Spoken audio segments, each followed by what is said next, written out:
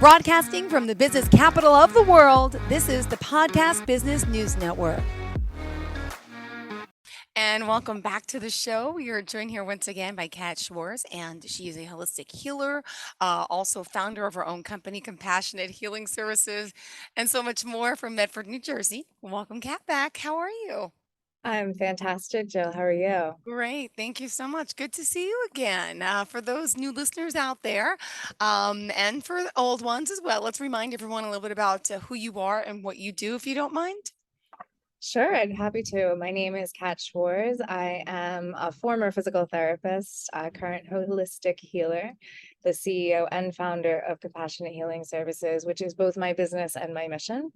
And I would say my mission overarching is suicide prevention, but really making the healing tools that helped me come out of my own suicidal crisis and deal with my mental health in a much more effective way, become much more accessible to the world at large, because currently it is a privilege to heal. And that's something we're not going to focus on as much this episode, but I definitely Hmm. want to touch on next episode. Now, yeah, we talked a lot last time, and you mentioned how some people might think it's a little woo-woo type sounding, like right, energy, healing, spirit, but I don't feel that way. But just to comment on that, if you don't mind, just sharing with our listeners a little bit.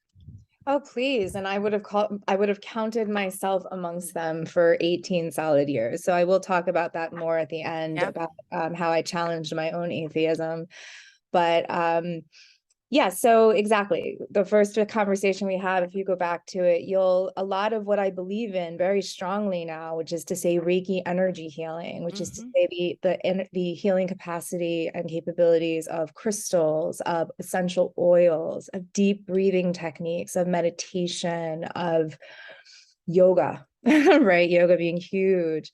Yoga meaning union, right? Union of mind, body, and spirit. And that takes space. And that's something that's not built into our culture now. We have the opportunity to be busy at all times. And that has its pitfalls, certainly. Yeah. And certainly in understanding ourselves, the internal landscape, because that does require a level of solitude, right? A level of being able to go within.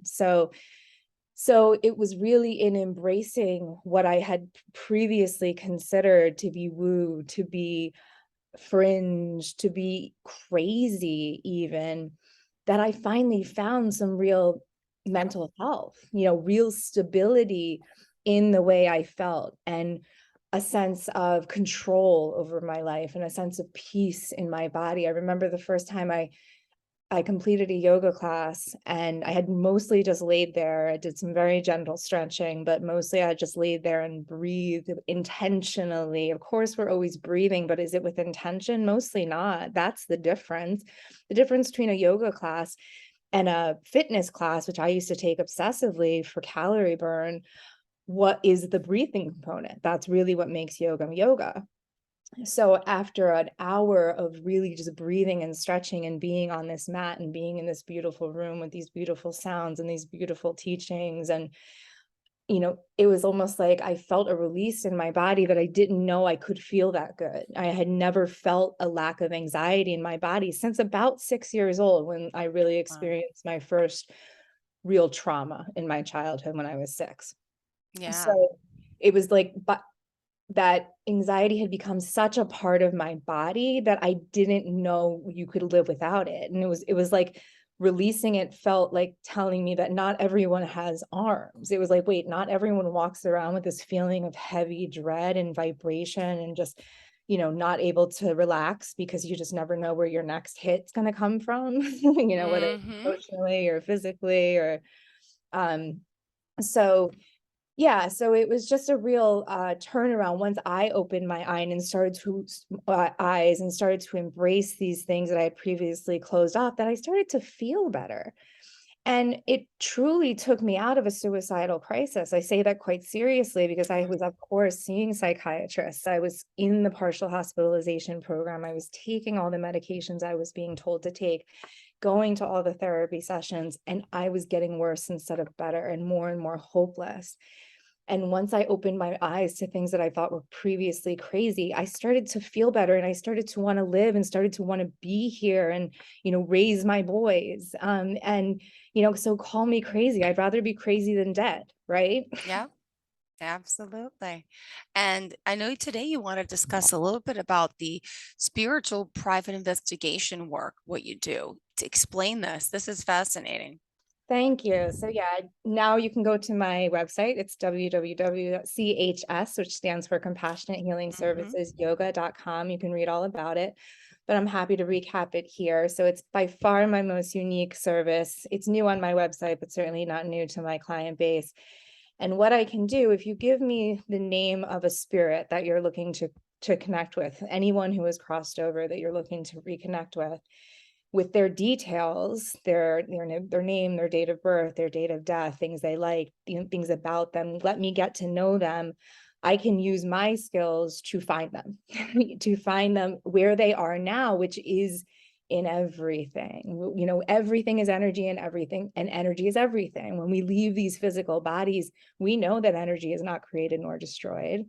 The same is Hmm. true of the energy of our souls. So these, it's such a misnomer that this came from certainly my Catholic background, that the people who have crossed over are floating on a cloud. If they were lucky enough to get into heaven, they're Ah. floating on a cloud waiting for you to die, right? And join them Hmm. in paradise.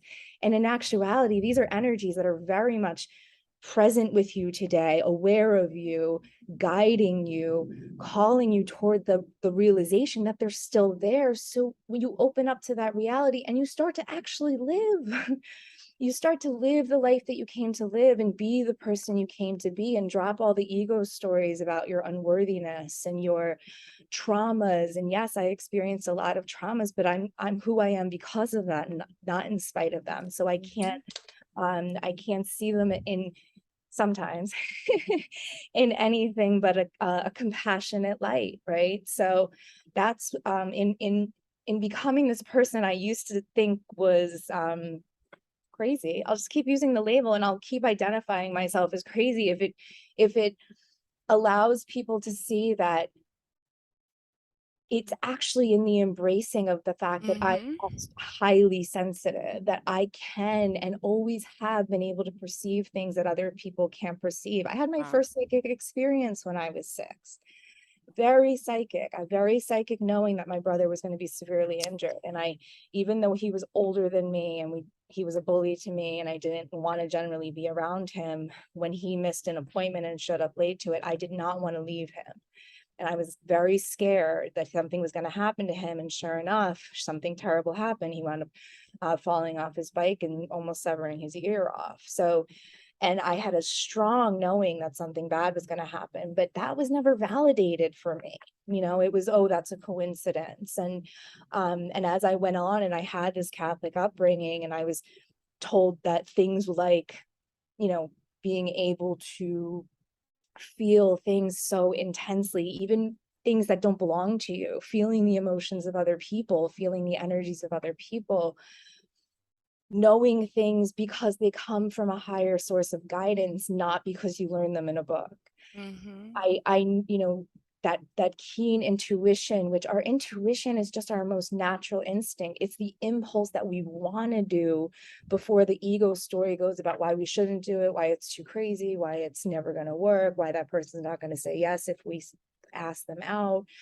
All those things that hold us back, that fear, right? And when you just allow yourself to follow your intuition, I now, I offered a workshop in the recent past called Intuition is Another Word for God, Yeah. because I used to believe that God was this judgmental white man in the sky, frankly. And then I turned away from that very strongly for 18 years and lived in a completely, atheistic mindset, very proudly so. It was very much science. If you couldn't prove it with the scientific method, I didn't want to hear about that. Hmm. And now I'm very much in the middle, I would say. But the God I understand now is not a higher power, it's an inner power. It's an inner It's when you find that space, whether it's through yoga, whether it's through music, whether it's through being in nature, whether it's in church, maybe that is where you find that peace. And bless you, but it's not for everybody, right? Yeah. You can go to church to find your inner peace, but you don't have to go to, you don't have to. Yeah. Find your inner peace outside of church. So once you get into that space of inner peace and intuition, your intuition can speak to you. It's a voice. Probably sounds a lot like your own voice, or it's a voiceless voice, but it's a knowing. It's an urge. It's guidance. It really is guidance. And again, it's an embracing my crazy that I finally started to really live. So it's a message that I want to get out there to anyone listening. Beautiful. Thank you for sharing that. My goodness. Wow. And so you mentioned you had this ability since you were 6, right? But you didn't really tap in or tune into it until you as an adult. Now here you are, and you've worked through a lot, and we've talked about it last time, and you're now helping so many other people who have gone through so much. And with this gift, with this talent, before we continue, just a few of the things you can help people with, if you don't mind, and then we'll continue with like our structured notes. Absolutely. Just Thank you. reiterate the question for me. Oh, Go. sure. So Just sorry. a few different ways that someone's listening who's been listening, a few different ways that your abilities can help people. I know you can connect to loved ones, but what are Yeah. some of the other things that your work benefits from? Well, I always say my real job is to cut out the middleman. You know, Yeah, yeah, I want to be that person that inspires you to your own intuition, to really uncover, find that space in your own day and prioritize, or even just open your mind to things you previously thought ridiculous. If everything that you've tried to this point isn't working, of course, if what you're doing is working, great, keep doing that. But for yeah, people who aren't finding any answers in what's traditionally being offered, or truly doing what's required of them or told they should do and getting worse instead of better, what do you have to lose at that point, right? Rather than lose your life or kill yourself, why don't you rather change everything about your life? Change absolutely everything. If the other alternative is dying, yes. Mm-hmm. maybe your answer is quit the job, divorce the husband, you know, and see where you're at on the other side of that. And I'm speaking from very personal experience. All those things Yeah. happened for me. And as I said, I really finally landed in a space where I finally felt happy, and I finally felt empowered truly for the first time in my life. So um very much, I hope that answered your question. Yeah, yeah, yeah. I mean, I know you yourself, unfortunately, had thoughts of suicide in the past, and these are things that you could, help people with. And you said, "quote I'd rather be crazy than dead," and you say that, of course, but your understanding with your high level of sensitivity can help others out there who may be going through similar situations and help them talk them down from the ledge in a sense. Also, I know you wanted to talk a little bit about how dangerous it is when it comes to gaslighting children, right? Out of their own intuitive knowing and their spiritual gifts, and kind of, could you share that aspect as well? Absolutely, and they're related, because if Mm-hmm. you are a child like I was, who has always been in touch with these sensitivities to these energies and these intuitive knowings, and then we're taught through systems and family structures out of those, or gaslighted is the term for it.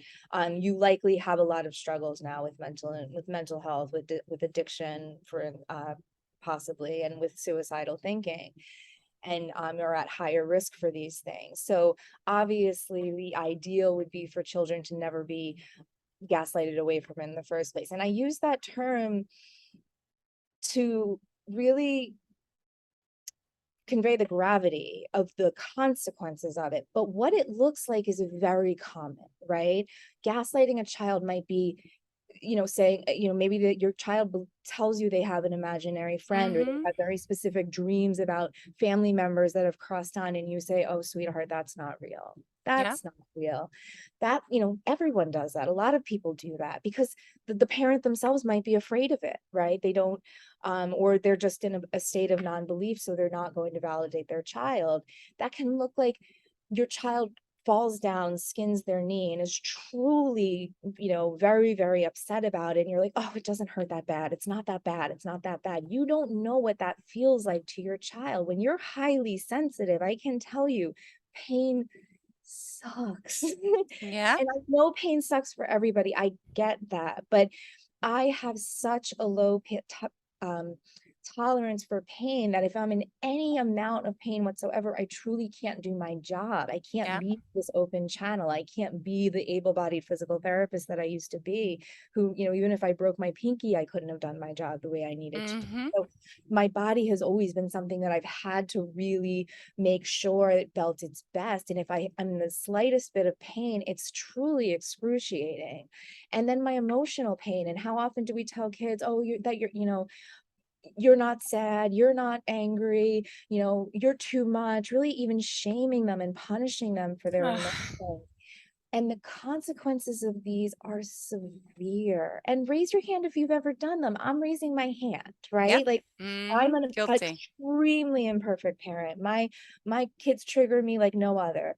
And sometimes I have the capacity to be in love and grace and compassion, and other times I lose my proverbial you know what. Mm-hmm. And I'm imperfect, and I try to um apologize, and I try to explain as best I can, and I try to clean up my messes afterwards, but I make messes. So it's very easy to slip up. I get that. But if you don't own that what you're doing is harmful, then you are setting your child up, unfortunately, to be more susceptible to these things that are going to become more and more problematic for all of you as they grow. Small children, small problems, big kids, big problems, right? Yep. So it's very, very important for me to spread the message to families with highly sensitive or even intuitive, children see ghosts, children see ghosts, spirits that are really there, but are not perceptible to everyone. Think about your dog. Your dog can clearly smell things you can't, right? Yep. Your dog is constantly smelling things you can, and you don't say, oh, you little faker. You're Yeah. not smelling what you're smelling. So why are you telling your kid they're not seeing what they're seeing, or they're not feeling what they're feeling? It's not okay. It's not right. And even if it was done to you, you need to do better. Wow. Once you're being taught better, because your child is going to be impacted by it. And then you're going to scratch your head down the lane and say, why is my child struggling so much? Oh, because I didn't listen to them when they were 6 years old and they told me they predicted their own brother would be severely injured. My goodness. Wow, that is still fascinating. And what else did you want to discuss? I will check my notes. Oh, There is so much because I know. I don't know if they want to go out of now order have or if we something's now have triggering. 9 episodes. I'm so thrilled to report we now have Good, 9 episodes. good. So we have Yay, so much that good. we can clean up. And I'm very much, because my complex PTSD is real, and I oftentimes, when I'm in Yep, high pressure situations, lose my train of thought. So if I ever do not finish a point, feel free to reel me back, or I'll do so in the next episode. But yeah, I do want to I do want to talk about how, so I had alluded before to my previous career as a yep, physical therapist, and did boldly decide in 2022 not to renew my license as a physical therapist after it would have been 20 years in the field. And I had, I want to say, I'll toot my own horn a bit, that I was a great physical therapist. I got my master's degree in 2002 with a 4.0. I went out into the field very enthusiastically, believing that I could do really great work. At that point, my faith had died with the death of my father. And I wanted to circle back. You had said that your mother had passed away from yes. cancer. My father passed away from lung cancer in 2000. So Sorry. a shared loss there, but a powerful reason to look for them where they are now, right? Yeah, Which is in. yes, So yeah, to circle back to that. So I was already an atheist. I had turned away from my Catholic background, and even 12 years of Catholic education, all girls Catholic high school education. So very much invested in that until I wasn't. And then I really explored atheism with fervor. And mm-hmm. I decided that I was doing service, I was in the service profession. So even if I wasn't going to church, I knew that I was doing good work in the community and with my clients and making sure that I left them a little better than I found them. And I, would always be way behind in my schedule because instead of just focusing on their physical needs, especially once I transitioned to home care, it was like I was looking around and trying to, oh my goodness, look at all these other needs that aren't being met, which Yeah. very much drives the work I do today. And so, and I have testimonials of clients all over, from 20 years of practice about that I felt like that I deeply explored this idea that we are just physical between Mm-hmm. wisdom and between the fact that I was a physical therapist and I viewed the body Uh-huh. as a complete mechanism. And in doing so, especially as contained within the healthcare system that is profit driven and dark and has an underside for sure, Mm-hmm. especially in the pharmaceutical industry, I started the results I got were very limited, and I felt like I was doing the best possible job that I could do. And yet so many times, even my most best success stories, people who would come to me not being able to walk and left me being able to walk, and I knew that I could take a lot of credit for that. A couple of years later, something else would happen to them medically, and that would set them back tragically, or then their wife would pass away, or, there's so much sadness and there's so much trauma and there's so much, it can be very disillusioning, right? Yeah. So I really did deeply explore this idea that we are just physical. And it took me coming to my knees in a suicidal crisis back in 2017 for me to really accept. And then a year later, to have a very rapid spiritual awakening at a psychic medium workshop. I went there to Wow. figure out how he was tricking people, right? And he blew my mind. Instead, it took that for me to realize how wrong I was. And the reason and then it took me feeling the power of Reiki in my own body and through my own hands and the healing work I do with my clients. And then the channeled messages that come through that I know are not from me, they are from higher guidance. And I confirm that with the cards we pull. It's always a magical experience. And it's meant to be, but again, I'm really trying to cut out the middleman because I'm just a regular person. I'm a regular person that Yeah. had no idea about any of this until I was 36 37 years old. And now at 43 years old, I've just really stopped being shy Yeah. about what has worked for me and what I believe will work for a lot of people if it becomes accessible. And that's the big asterisk. Yeah. If it becomes accessible, because currently, even things like deep breathing exercises and meditation and yoga, which are very accessible practices with the right teacher, it requires teaching, right? It Yeah. requires some access. It requires maybe even some time in your schedule that you're not working 3 jobs back to back, Yeah. right? That's where that idea of healing as a privilege comes in. Yeah, absolutely. And just curious if someone's listening, I just want to remind them of your website again, how we can reach out to you. We still have time to talk. Absolutely. It's CHS, that stands for Compassionate Healing Services, yoga.com. Perfect. All right. So I know we want to talk, obviously we talked about why you left your career in a sense. We touched upon that. And did you want to go into a little more details on that as well? Or Well, I talk a can little more say about where your approach of integrating the Western and Eastern?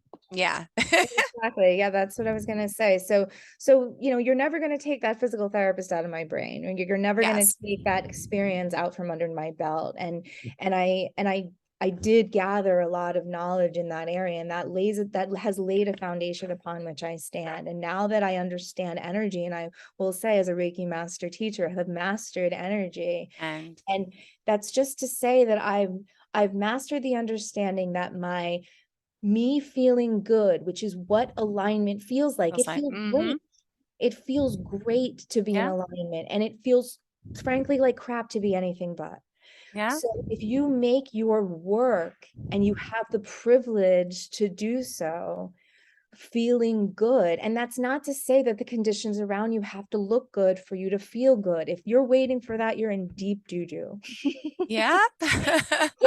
Uh-huh. You have to become unconditional, and it's why we call it mastery. But when you can do that, and when you can make feeling good your priority, what you start to attract, right? Because this is an attraction-based universe. The law of attraction no more needs you to believe in it for it to work than gravity does, right? You're going to Mm-hmm. fall out of a tree whether you believe in gravity or have any fundamental understanding of it. The law of attraction's been responding to you since the moment you were born. It's been responding to you, honestly, since long before that, as you gathered your intentions for this lifetime. And here we go again. I'm sounding crazy. If I feel free to tune out if that's too much for you. But I just have such an innate knowing that we are not alone, that we are being guided by a higher force, but that guidance is coming from within us. It's not coming from our preachers' mouths. It's not coming from our mother's mouth. It's not even coming from our spouse's mouths. It's coming from within us. And it's frankly coming from the children's mouths, though, that we can say.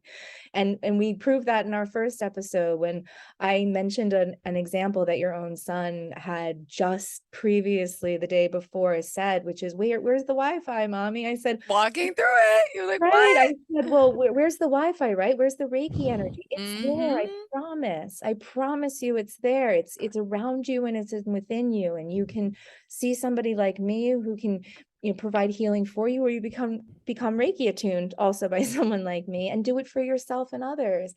And I think if we embrace the woo, if we want to call Reiki that, I hope it becomes far more mainstream than that, because it's far too powerful a tool for us to dismiss any longer. Yeah. Just as deep breathing is, and I explained why, or maybe I didn't, and I'll do so now. It's that the intentionality of the breath is what makes it so powerful. You can't take over your blood pressure, at will. You can't take over your temperature or your pulse, but you can take control of your breath. And in doing so, you can control or start to take control of how you feel. Mm-hmm. How we feel is everything. It's that representation. It's your most sophisticated representation of your vibrational point of attraction, is how you feel. If you feel great, keep going, because the things that are going to attract around you are going to be very much wanted. If you feel crappy, take a nap.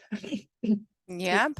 Take a nap. Do something that makes you feel better before you start going down those thought trains, because again, the law of attraction is responding to your thoughts. It's not responding to your words. It's responding to your thoughts. It's responding to your vibrations. How you think and how you feel is your best indication of Mm-hmm. what's coming next. Beautifully said. Wow. And we're almost out of time, 2 minutes left. So did you want to kind of sum up a little bit of information, how we can reach out to you, of course? And thank you for diving deeper into yourself today and, all that you can help us with. Yeah, I'll give you all my contact info. So I'll reiterate my website, CHS, Compassionate Healing Services, yoga, chsyoga.com. Compassionate Healing Services is my Instagram account. I am going to be much more regularly posting in the near future. I have just a few posts now, but please follow me there if you can. If you are on Instagram and you want to hear more from me in the near future. I can also be reached at 856-334-0018 or info@compassionatehealingservices.com. Thank you so much. You're such a sweetheart. And we'll look forward to our next conversation. Thank you. Thank Thank you you. for remembering my my mom, my Mhm. son, and condolences to you as well. But they're with us, right? Our parents are with us. Absolutely. I talk to my dad all day, every day, and it's delightful. And I can teach you to do the same. Please, we could Reach do out that to on me. one of those shows. I would appreciate that. Thank you so Absolutely. much. You have Okay. a great day. Bye bye. Are you looking for even more of the podcasts and hosts that you love? The Podcast Business News Network is proud to announce that you now have even more ways to listen live. Check out the MyTuner Radio, online radio box, and Simple Radio apps on iOS and Android, or find us online. Search for Business News Network on mytuner-radio.com, or search Podcast Business News Network on streama.com and onlineradiobox.com/US. Take your podcast on the go and don't miss a minute of the action.